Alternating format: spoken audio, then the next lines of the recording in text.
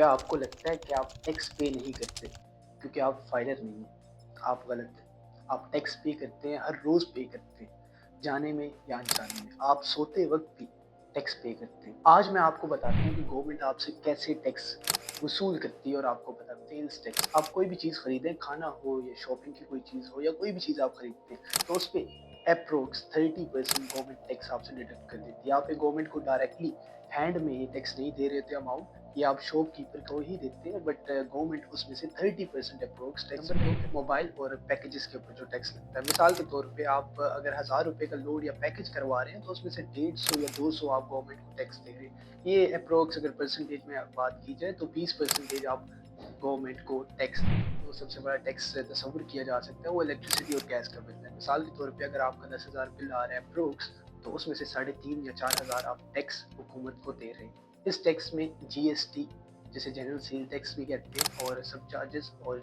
Fuel adjustment charges और इस तरह के मुख्तलिफ चार्जेस आपके ऊपर लगा के गवर्नमेंट आपसे टैक्स वसूल कर रही है। नंबर पे जो टैक्स आता है ये रोज़मर्रा की बुनियाद पे हम सब हुकूमत को दे रहे होते हैं। ये है पेट्रोल और फ्यूल का टैक्स। ये इसकी अगर शरह में बात की जाए तो 30% इसकी शरह है जो आप रोज़ाना गवर्नमेंट को दे रहे होते हैं। मिसाल के तौर पे अगर आप 300 रुपये का पेट्रोल डलवाते हैं तो उसके ऊपर 90 से 100 रुपये आप हुकूमत को टैक्स दें। ये टैक्सेस के खिलाफ नहीं बनाई गई है और ये वीडियो जस्ट अवेयरनेस के लिए बनाई गई है कि आप लोगों को पता होना चाहिए कि हम रोज़ की बुनियाद पे कितना टैक्स हुकूमत को देते हैं। अगर इसकी कैलकुलेशन की जाए तो ये करोड़ों अरबों की बात निकल के आ जाती है। असल सवाल ये नहीं कि हम टैक्स क्यों देते हैं इतना ज़्यादा, असल सवाल ये है कि हमारा टैक्स जाता कहाँ पे है।